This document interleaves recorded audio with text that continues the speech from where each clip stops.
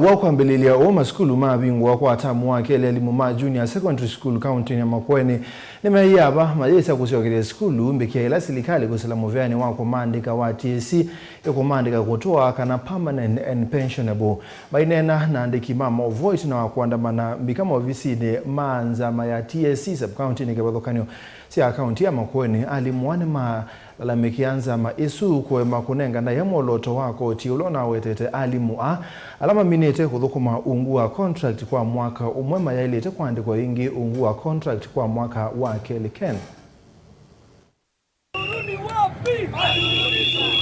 Ni alimu ama JSS sub county ya Kibwezi county ya Makueni kavinani kalama andamana mbiki ya maofisi ni manzama ya TSC sub county ni kusukumia maofisa manzama ya kuthukisha kiyocho.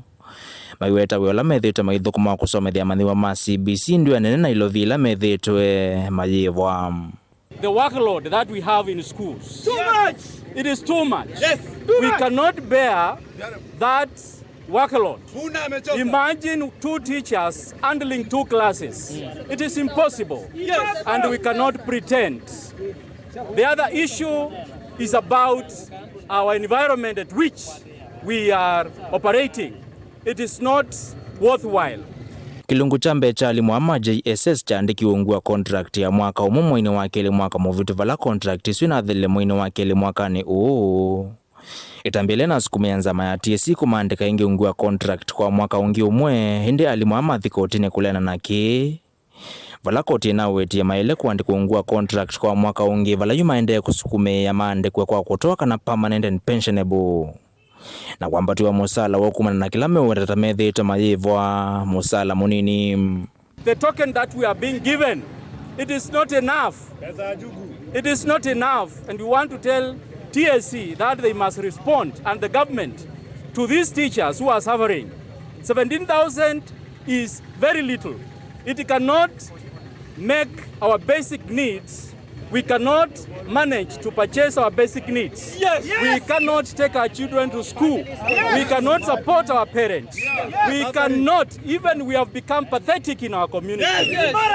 We have gone to school, and I want to tell the government and TSC to stop calling us cleaners and painters. Kenya ni nchi ambayo imeongozwa na katiba. Tunafuata katiba kwamba kama tunafanya kazi ambayo ni kinyume na sheria, sisi haturudi shule. Tunaungana na wanaintani wote Kenya nzima na viongozi wao. Sisi haturudi shule. Haturudi wapi? Shule. Tunaomba Nancy Macharia, mkubwa wetu wa TSC, aje asikize kilio chetu. Atuweke tuwe permanent na pensionable. Yolo wakiali muama itula mutenza maya TSC kwa kilame watata yethe tuwito esi olusa ni maondone mao wandikani.